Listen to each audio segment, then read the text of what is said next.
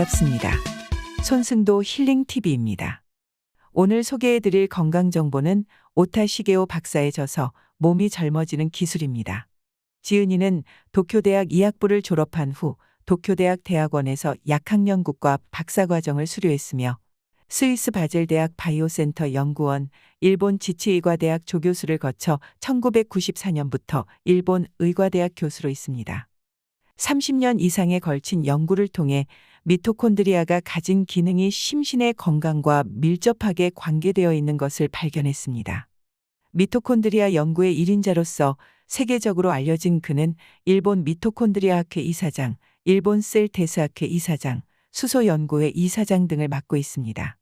지은이는 우리 몸이 늙는 것은 몸의 에너지를 만드는 능력이 저하되는 것에 지나지 않는다는 것이며 에너지를 기르는 능력을 향상시키면 체력이 생기고 젊어지고 건강해진다는 것입니다. 이 에너지를 만드는 능력이야말로 몸을 젊게 만드는 기능의 정체라고 밝히고 있습니다.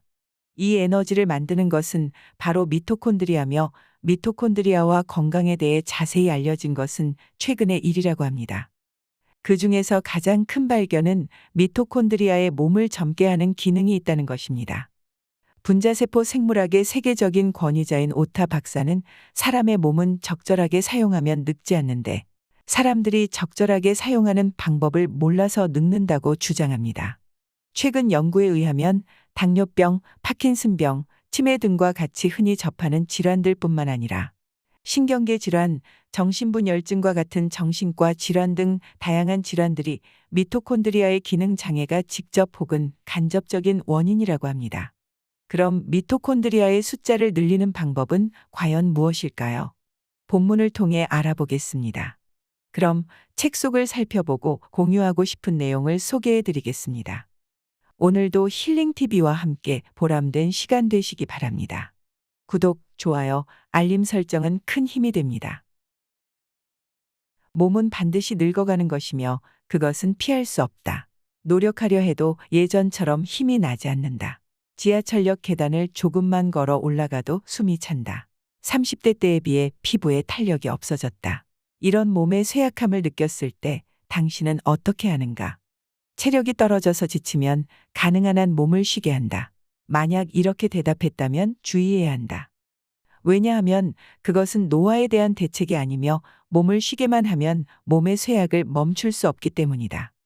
몸을 쉬게 하면 체력이 회복되는 것 아닌가? 이렇게 생각하는 사람도 많다. 이 질문에 대답하려면 몸의 에너지에 대해 알아야 한다. 몸의 에너지는 생명력이라고 바꾸어 말할 수 있으며 생명에 불가결한 것이다. 우리 몸은 무엇을 하든 에너지를 필요로 한다. 몸의 쇠약이 에너지를 만드는 능력의 저하라는 것을 나타내는 좋은 예가 있다. 바로 중년 비만이다.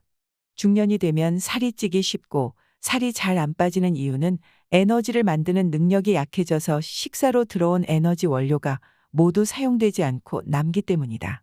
살찌기 쉬워지는 것은 대사가 나빠지기 때문이라고 흔히 말하는데 대사가 나빠진다는 것은 원료를 에너지로 만들어 바꾸는 능력이 낮아지는 것이다. 에너지가 감소되면 쉽게 지치거나 숨이 차며 몸의 기능이 저하된다. 몸을 쉬게 하면 에너지가 별로 필요하지 않게 되므로 에너지를 만드는 능력은 오히려 더욱 떨어지며 결과적으로 몸이 쇠약해진다. 에너지를 만드는 능력을 올릴 수 있으면 체력이 올라가고 젊어지며 살도 잘 안 찌는 몸이 된다는 의미이다. 게다가 에너지를 만드는 능력이 높아지면 대사가 좋아지므로 피부가 아름다워지는 등 여성들이 매우 기뻐할 미용 효과도 기대할 수 있다. 이와 같이 생각하면 에너지를 만드는 능력의 향상은 일석삼조, 아니 일석사조 정도로 훌륭한 건강법이라고 말할 수 있다. 실제로 에너지를 만드는 능력이 몸을 젊게 만드는 기능의 근원이다. 그리고 이 에너지를 만드는 것이 도대체 무엇인가 하면 바로 미토콘드리아이다. 최근에 미토콘드리아에 대해서 가장 큰 발견은 미토콘드리아의 몸을 젊게 하는 기능이 있다는 것이다. 키워드는 활성산소와 미토콘드리아 두 가지다. 활성산소가 몸에 여러 가지 해를 일으키는 것은 잘 알려져 있다. 미토콘드리아는 살기 위해 필요한 에너지를 만들고 있으나 그 질이 나쁘면 활성산소를 만들어내고 좋으면 활성산소의 해를 줄이고 억제해준다. 미토콘드리아가 에너지를 만드는 공장이라고 한다면 활성산소는 에너지를 만들 땐 나오는 유해한 폐수나 매연 같은 것이다. 따라서 미토콘드리아로 에너지를 만드는 이상 활성산소가 나오는 것은 피할 수가 없다. 그런데 연구가 진행되면서 같은 미토콘드리아 중에서도 효율적으로 에너지를 만들면서 게다가 활성산소를 별로 내지 않는 질 좋은 미토콘드리아와 에너지 효율이 나쁜 데다가 활성산소를 많이 만드는 질 나쁜 미토콘드리아가 있다는 것을 알게 되었다. 또한 그 질의 나쁨은 우리 생활 습관에 의해 나쁘게 변화되며 그것이 노화의 속도를 빠르게 또는 늦게도 할 수 있다는 것이다. 몸의 노화는 조금씩 진행되고 있다. 그렇지만 미토콘드리아의 양을 증가시키기만 하면 몸의 기능은 향상되어 건강하게 살 수 있다. 대사가 활발해지면 미용에 대한 효과도 적지 않다. 몸의 내면을 젊게 하면 자연히 외모도 젊어진다. 좋은 미토콘드리아를 늘리는 방법은 매우 단순하면서도 최신 과학이 보장하는 방법이다. 구체적으로 어떻게 에너지를 만드는 능력을 올릴 수 있을지 한마디로 말한다면 몸의 에너지를 필요로 하고 있는 것을 알게 하는 것이다. 첫 번째, 참치 트레이닝을 한다. 두 번째, 등을 똑바로 편다. 세 번째, 추위를 느낀다. 네 번째, 공복 상태로 만든다. 크게 나누면 이 네 가지 방법이다. 이제부터는 노화와 싸운다는 생각을 버려야 한다. 태어날 때부터 몸에 갖추어져 있는 젊음을 가지고 그것을 활용하는 그것이 가장 뛰어난 건강법이며 가장 좋은 방법이다. 노화에 대한 이야기 외에 우선 수명에 대해서 생각해 보자. 학은 천년, 거북이는 만년이라는 말이 있다. 천년 만년이라는 것은 지나친 말이지만 학이나 거북은 장수하는 동물로 유명하다. 거북이 이렇게 장수할 수 있는 것은 철저하게 소비 에너지를 절약하는 라이프 스타일 때문이다. 잘 아는 대로 거북이의 움직임은 다른 동물에 비해 매우 느리다. 게다가 거북 중에는 동면하는 것도 있으며 동면 중에는 에너지 소비가 더욱 억제된다. 에너지 소비량이 적으면 그만큼 몸 노화의 원인이 되는 활성산소 발생량도 적어지므로 병에 걸리지 않고 장수한다는 것이다. 활성산소는 간단히 말해서 노화를 일으키는 가장 큰 원인이다. 그러니까 거북은 에너지 절약형 장수의 대표격이라고 할 수 있다. 그런 거북이의 장수에 비해 새의 장수는 경이적이다. 새 크기를 생각해 보면 매우 장수하는 것이다. 비둘기와 같은 크기인 햄스터의 수명은 3년 정도이다. 새 중에서도 특히 대표적으로 장수하는 학의 수명은 더욱 길어서 동물원에서 사육하면 50에서 80년이나 된다. 거북이의 장수는 철저한 에너지 절약 생활 때문이지만 새 라이프 스타일은 에너지 절약이 아니라 하늘을 날아다니므로 매우 많은 에너지를 사용하는 소비형이다. 게다가 장수의 대표적인 학은 철새이므로 에너지 소비 정도가 최고 수준이다. 이러한 새의 소비형 라이프 스타일을 유지하는 것은 그들의 미토콘드리아가 좋기 때문이다. 새의 미토콘드리아에서는 매우 많은 에너지가 만들어지나 그 제조 과정에서 생산되는 활성산소의 양은 매우 적다. 즉, 새는 에너지 생산 능력이 높아 에너지 소비형 생활을 유지하며 활성산소가 적어 병을 방지하여 장수를 가능하게 한다. 사람도 새의 미토콘드리아와 비슷한 질 좋은 미토콘드리아를 가진 경우가 있다. 바로 마라톤 선수이다. 마라톤 선수와 일반 사람을 비교해보면 활약하는 마라톤 선수의 대부분은 선천적으로 새 형태의 미토콘드리아 소유자이기도 하다. 지방산은 미토콘드리아에서 에너지원으로 사용된다. 운동을 하면 지방이 연소된다고 흔히 말한다. 이것은 미토콘드리아의 작용에 의한 것이고 지방을 재료로 몸에 필요한 에너지를 만들고 있는 것이다. 지방은 미토콘드리아 안에 들어가지 않으면 연소되지 않는다. 그런데 중쇄 지방산에는 특징이 있다. 보통 기름에는 장쇄 지방산이라는 지방이 있다. 이 긴 지방산이 미토콘드리아 안으로 들어가기 위해서는 L카르니틴이라는 물질이 필요하다. 따라서 지방을 연소시키려면 L카르니틴을 같이 섭취해야 한다. 그런데 중쇄 지방산은 L카르니틴이 없어도 미토콘드리아 안으로 들어갈 수 있는 특징이 있다. 따라서 중쇄 지방산은 바로 미토콘드리아 안으로 들어가므로 그대로 연소되기 쉽고 체내 지방으로 축적되지 않는다. 이 대표적인 중세 지방산은 코코넛 오일이 있다. 최근 연구에 의하면 파킨슨병은 오래된 미토콘드리아를 제거할 수 없어서 생긴 병이라는 것을 알게 되었다. 오래된 미토콘드리아만 있으면 미토콘드리아가 제대로 일을 하지 못해 에너지를 만들 수 없다. 게다가 활성산소가 쉽게 방출되고 에너지가 부족해지며 활성산소의 해가 심해져 결국 신경세포가 죽게 된다. 미토콘드리아를 재생시키는 메커니즘을 잘 이해할 수만 있다면 파킨슨병의 극복이 가능해질 것이다. 노화는 몸을 쉬게 하는 사람에게 다가온다. 몸을 쉬게 하면 이제 에너지가 필요 없는 게 아닐까라고 생각하여 우리 몸은 미토콘드리아 수를 줄여버린다. 그 때문에 몸을 쉬게 하면 미토콘드리아 수가 점차 줄어들어 몸은 더욱 약해지게 된다. 따라서 체력을 기르는 가장 현명한 방법은 에너지를 사용하는 약, 즉 운동량을 조금씩 늘려가는 것이다.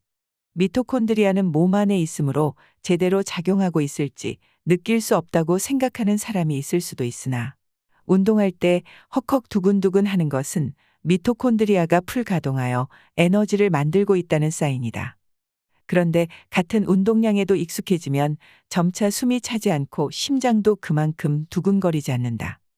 한결같이 운동을 계속하면 언제나 이 정도의 양만큼 에너지가 필요하다라고 몸이 인식해서 미토콘드리아의 양이 증가하기 때문이다.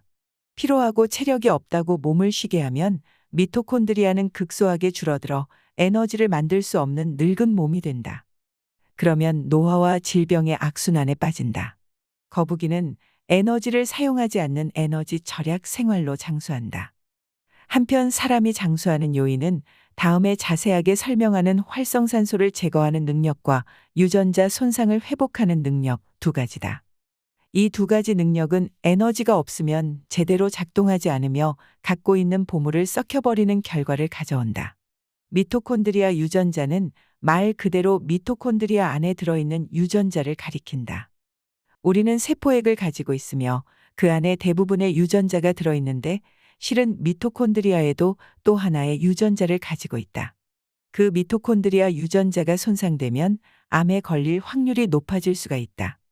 아포토시스가 억제되기 때문이다.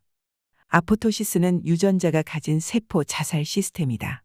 자살이라고 하면 어쩐지 무서운 일처럼 생각할지 모르지만 몸에 불필요한 세포를 없애 생체를 지키기 위한 매우 중요한 시스템이다. 이 아포토시스를 일으키는 명령은 미토콘드리아 내부에서부터 나온다. 아포토시스는 몸에 불필요한 것을 없애는 청소 기능이라고 봐도 좋다. 아포토시스가 제대로 작동하지 않으면 어떻게 되는지 알기 쉽게 비유하면 청소를 하지 않은 채 내버려둬 쓰레기가 쌓인 방과 같다. 몸 안에 쓰레기가 쌓이면 필요한 기능이 작동하지 않게 될 뿐 아니라 모인 쓰레기가 원인이 되어 새로운 병을 일으키게 된다. 아포토시스의 기능은 불필요한 세포의 제거이므로 어떠한 이유로든 세포의 변이가 일어나면 이 프로그램이 작동하게 된다. 예를 들어 세포가 바이러스에 감염되었을 때이다. 바이러스에 감염된 세포를 그대로 두면 몸에 해로운 바이러스가 자꾸 만들어지고 이윽고 온몸이 위기 상태에 빠지게 된다. 때문에 우리 몸에는 바이러스에 감염된 세포가 스스로 아포토시스를 일으켜 죽음으로써 감염이 더 이상 퍼지는 것을 막도록 프로그래밍 되어 있다. 그리고 암세포에서도 이러한 현상을 볼 수가 있다. 핵의 유전자가 손상되어 암세포 유전자의 스위치가 온이 된 세포는 스스로 아포토시스를 일으켜 암세포가 종양이 되는 것을 막고 있다. 우리 유전자는 늘 다치고 다시 회복된다. 세포 회복 기능은 나이가 들면서 약해지므로 아포토시스는 암이 되는 것을 막는데 매우 중요하며 몸을 젊게 유지하는 기능이기도 하다. 만약 손상된 세포에서 아포토시스가 전혀 일어나지 않으면 사람들은 모두 암에 걸릴 것이다. 암뿐만 아니다.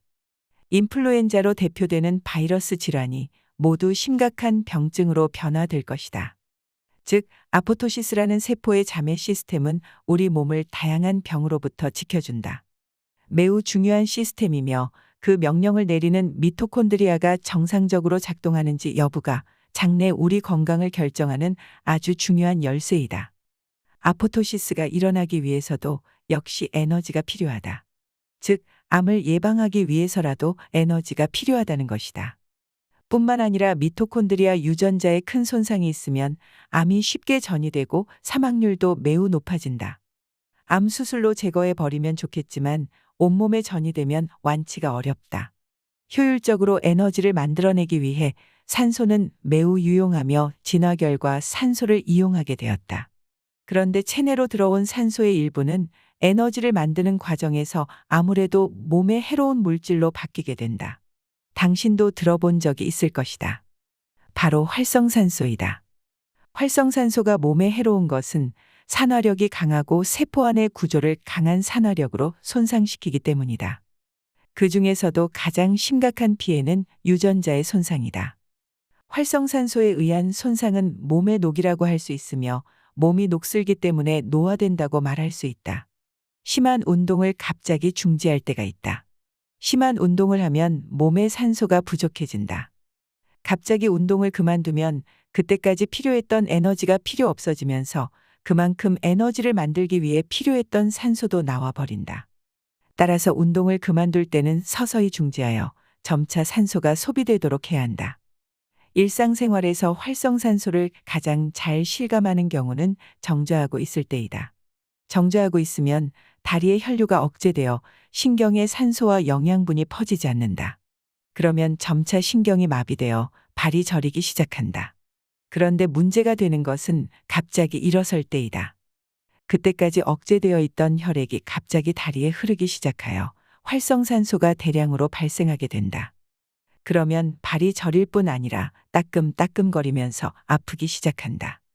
이때 통증은 활성산소가 신경을 자극해서 느껴지는 아픔이다. 급격한 운동이 활성산소를 만드는 것처럼 소화관에서도 같은 상황이 일어난다. 즉, 처음부터 많이 먹게 되면 그만큼 급속하게 에너지가 필요해서 활성산소가 발생하는 것이다. 운동이나 식사 모두 상황은 똑같다. 운동을 서서히 시작하면 활성산소를 억제할 수 있으며 식사도 배가 고프다고 빨리 먹는 것이 아니라 느긋하게 먹으면 활성산소 발생을 줄일 수가 있다. 지금까지 활성산소가 많이 발생되는 상황을 몇 가지 소개했지만 실제 생활 속에서 활성산소를 만드는 가장 큰 원인은 스트레스이다. 많은 병의 원인이 되는 활성산소가 스트레스에 의해 생긴다고 해도 과언이 아니다. 심리적으로나 신체적으로 불쾌한 상태가 지속되면 부신피질이라는 곳에서 스트레스 호르몬이 분비된다. 스트레스 호르몬의 작용으로 혈압이 높아지면 일시적으로는 혈류가 빨라지지만 혈관이 수축함으로 곧바로 산소가 부족하게 된다. 게다가 스트레스 호르몬은 불쾌한 상태를 이겨내려고 전투태세에 들어가지만 스트레스가 장시간 지속되면 언제까지나 전투태세를 유지하기는 어렵게 된다. 심리적 스트레스 해소에는 휴식이 가장 좋다. 좋아하는 일을 해서 이완시키는 것이 가장 중요하다. 적어도 노화의 구조에서 멀어지기 위해서는 서두르지 않는 느긋한 생활이 좋은 것만은 확실하다. 지방세포에는 지방이 축적되어 있을 때와 지방이 적을 때 분비하는 호르몬의 종류가 다르다. 간단히 말하면 지방이 모이면 몸에 나쁜 호르몬이 분비되고 지방이 적으면 몸에 좋은 호르몬을 분비한다. 내장 지방의 양에 따라 좋은 순환과 나쁜 순환이 결정되므로 생활습관병 예방에 내장 지방이 매우 중요하다고 알려져 있다. 지방세포에서 분비되는 대표적인 좋은 호르몬은 아디포넥틴이다. 동맥경화나 당뇨병을 막아주는 매우 믿음직한 호르몬이다. 그리고 미토콘드리아 수도 늘려주는 역할을 한다. 아디포넥틴은 미토콘드리아 수를 늘려 에너지 대사를 활발하게 하므로 혈중 여분의 영향을 줄여 당뇨병을 예방해준다. 지방세포 수는 유감스럽지만 줄일 수가 없다. 결국 아디포넥틴 효과를 보기 위해서도 미토콘드리아 양을 늘려 대사를 좋게 하여 축적된 지방의 양을 줄일 수밖에 없다. 미토콘드리아는 온몸의 세포에 존재하지만 그 중에서도 특히 많은 곳이 있다. 한마디로 말하자면 에너지를 많이 사용하는 곳이다. 우리가 가장 에너지를 많이 사용하는 곳은 몸을 움직이는 곳과 생각하는 곳 두 군데이다. 때문에 미토콘드리아가 많은 곳은 근육과 신경임을 알 수가 있다. 그 중에서도 특히 우리 건강을 좌우하는 것은 근육에 있는 미토콘드리아이다. 근육에는 다음 세 가지 종류가 있다. 첫 번째, 심장을 움직이는 근육. 두 번째, 내장을 움직이는 근육. 세 번째, 운동을 하거나 물건을 옮기는 골격근이다. 미토콘드리아가 많이 들어있는 근육 중에서 우리가 뜻대로 조종할 수 있는 것은 골격근뿐이다. 그러니까 특별히 근육을 의식하지 않고 평상시대로 트레이닝을 하면 미토콘드리아를 늘릴 수가 있다. 단 한 가지 주의할 점은 순발력 근육을 단련하는 운동이 아니라 지구력 근육을 단련하는 운동을 해야 된다는 것이다. 골격근에는 붉은 근육과 흰 근육이 있다. 양쪽이 모두 섞인 핑크 근육도 있지만 붉은 근육은 지속력이 강한 근육, 흰 근육은 순발력이 강한 근육이다. 이 중에서 미토콘드리아는 백근이 아니라 적근에 많이 들어있다. 백근에도 들어있으나 유감스럽지만 아무리 단련해도 건강에 큰 효과를 발할 수가 없다. 전적으로 적근을 단련하면 좋다.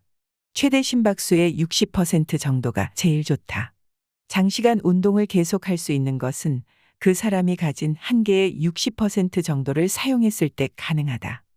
운동량이 60%라는 것이 어느 정도인지 잘 감이 오지 않을 것이다. 달리기나 자전거 운동 등에서 알맞은 운동량을 측정하는 기준이 하나 있다.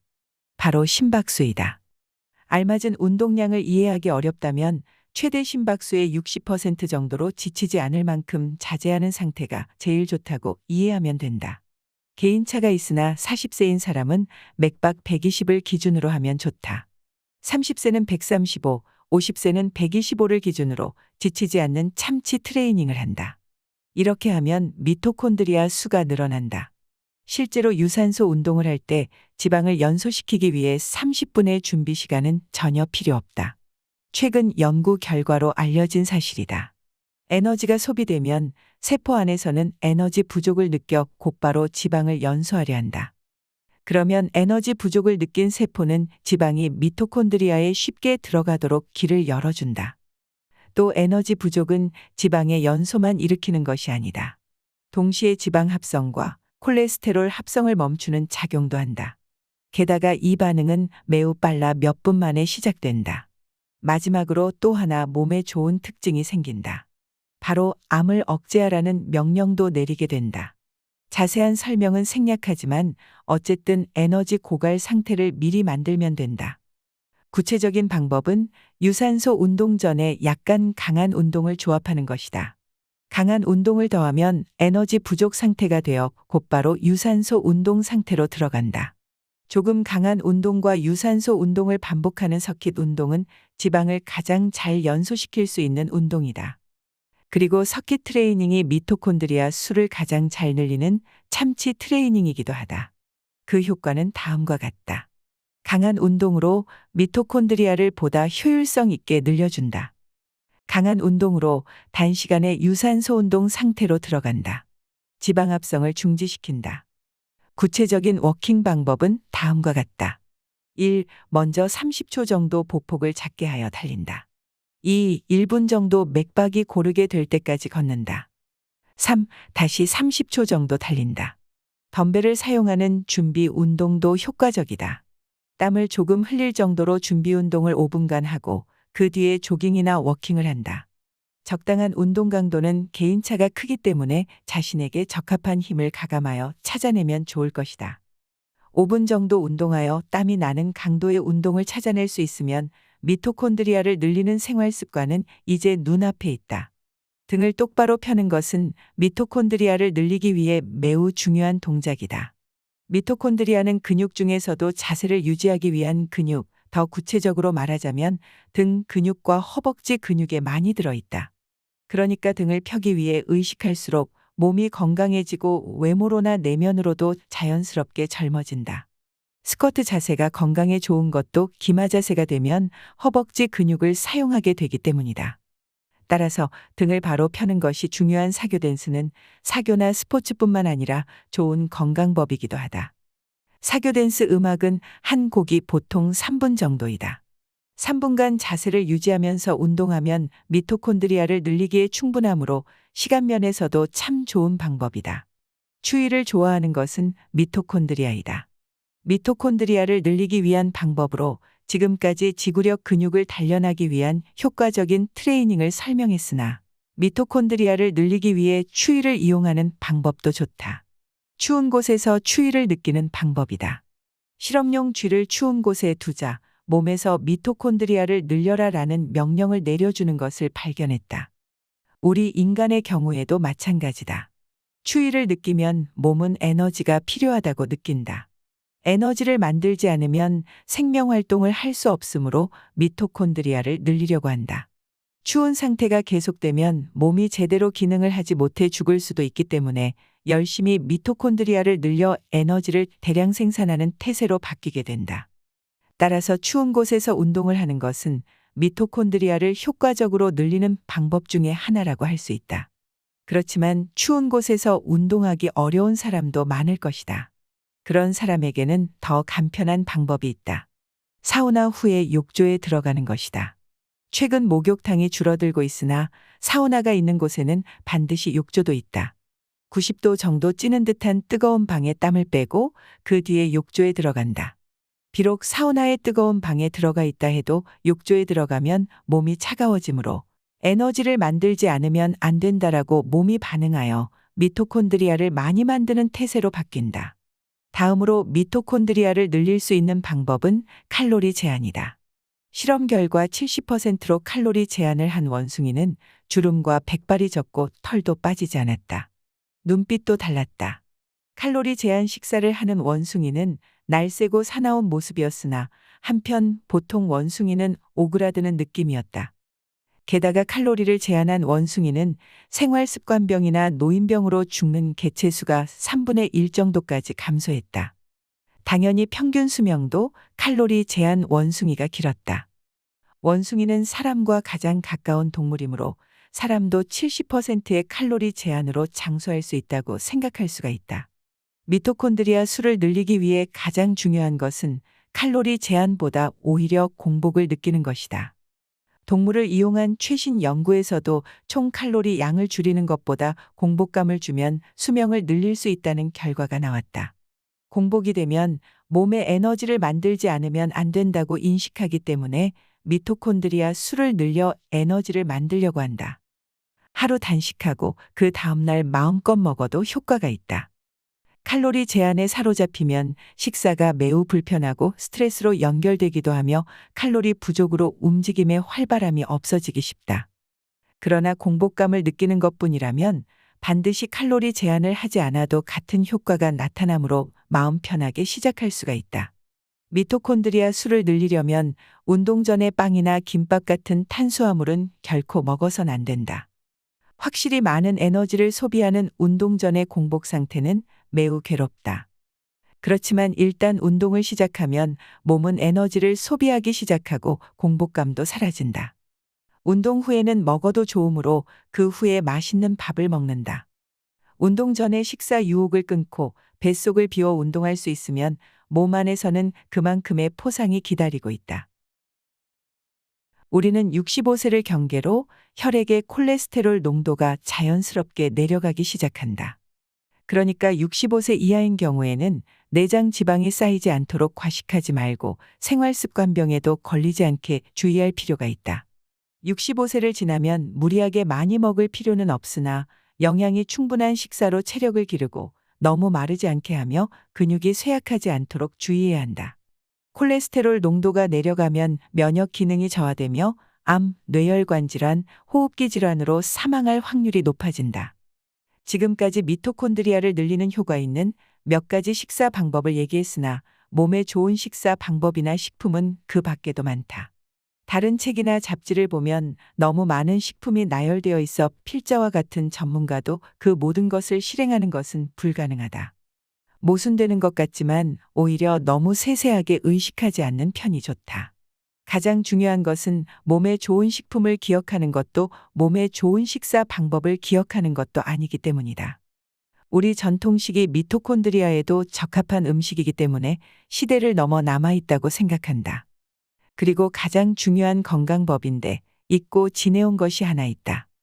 바로 감사하는 마음이다. 그러나 외식도 있고 무엇이나 먹을 수 있게 된 오늘날 우리는 필요 이상으로 많이 먹으며 맛을 음미할 겨를도 없이 빨리 식사를 끝내는 사람이 많아졌다. 많이 먹을수록 에너지를 사용하므로 활성산소가 생기고 빨리 먹을수록 한 번에 에너지를 사용하므로 역시 많은 활성산소가 생긴다. 매번 식사에 너무 신경을 써도 스트레스가 되어 역시 몸이 상하는 결과가 될 것이다.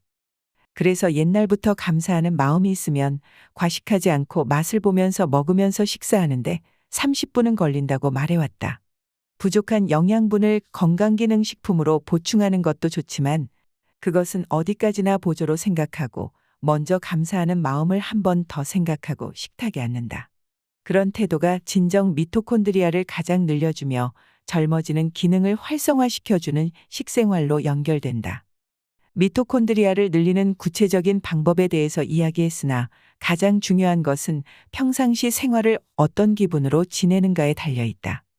활성산소가 생기는 상황을 하나씩 다시 읽어보면 느끼는 것이 있다. 활성산소는 스트레스가 많을 때 만들어진다. 활성산소는 에너지가 갑자기 필요할 때 만들어진다. 활성산소는 갑자기 산소가 들어왔을 때 만들어진다. 활성산소는 빨리 먹을 때 만들어진다. 급격한 변화가 있을 때, 또 마음의 여유가 없을 때 활성산소가 생긴다. 급하게 서두르지 않고 천천히 했을 때만 풍부한 에너지가 만들어지도록 우리 몸은 이루어져 있다. 천천히 느긋하게라는 생활이 활성산소를 줄여 미토콘드리아 수를 늘려준다. 술에 강한 사람은 식도암을 조심한다. 술을 마시자마자 얼굴이 붉어지는 사람이 있고 아무리 마셔도 취하지 않으며 취한지 모를 정도로 술을 많이 마시는 폭주가도 있다. 이것은 유전적으로 정해진 개인적 특성이다.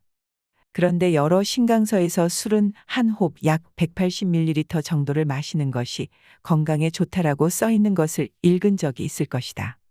분명히 개인차가 있을 텐데 누구에게나 한 홉이라고 써 있는 것이 이상하다고 생각한 적은 없는가? 사실 이런 유전자를 가진 사람은 이 정도가 적당량이고 또 저런 유전자를 가진 사람은 이 정도가 적당량이라고 해야 맞을 것이다. 일본인 중에서 술을 잘 마실 수 있는 사람은 약 50%이고 얼굴이 붉어지는 사람은 40%, 전혀 술을 마실 수 없는 사람은 10% 정도이다. 이렇게 술을 마실 수 있는지 없는지도 미토콘드리아의 작용에 의해 결정된다. 알코올은 ADH라는 효소에 의해 아세트알데히드라는 발암성 물질로 변화된다. 그리고 미토콘드리아 안에 있는 ALDH라는 효소에 의해서 초산으로 변화된다. 아세트알데히드가 얼굴이 붉어지거나 머리가 아파지며 기분을 나쁘게 만드는 요인이다. 따라서 ALDH가 작동하지 않으면 아세트알데히드가 전혀 없어지지 않기 때문에 술을 마실 수 없다. ALDH 기능이 약한 사람은 아세트알데히드가 축적되어 몸이 힘들어지므로 우리는 보통 술에 약하다고 말한다. 또 심각한 것은 ALDH 기능이 약한 사람은 식도암에 걸리기 쉽다. ALDH 기능이 전혀 없는 사람은 술을 마시지 않기 때문에 오히려 식도암의 위험성이 적어 문제가 없다. 하지만 조금이라도 술을 마실 수 있는 사람은 식도암의 위험성이 크므로 가장 조심해야 한다. ALDH 기능이 약한 사람이 매일 한 홉 마시면 보통 사람보다 6배 정도 식도암에 걸리기 쉽고 한두 홉 마시면 61배, 3홉 이상 마시면 93배 걸리기 쉽다. 미토콘드리아에 있는 ALDH의 성질은 유전적으로 정해져 있으므로 생활 스타일을 바꾼다고 그 양을 바꾸거나 기능을 바꿀 수는 없다. 이렇게 말하면 그 말은 좀 이상하다. 틀린 것 아닌가라고 느끼는 사람이 있을 것이다. 그것은 많은 사람들이 술을 계속 마시면 강해진다. 단련할 수 있다는 경험을 했기 때문이다. 확실히 이 반론은 맞는 말이고 술을 자꾸 마시면 술을 잘 마실 수 있게 된다. 실은 아세트알데히드를 분해하는 효소는 ALDH만이 아니고 미토콘드리아 밖에 있는 MEOS라는 효소도 있다. 이 MEOS는 술을 마시면 증가하므로 술이 약했던 사람도 마실 수 있게 된다. 이상으로 리뷰를 마치겠습니다. 감사합니다.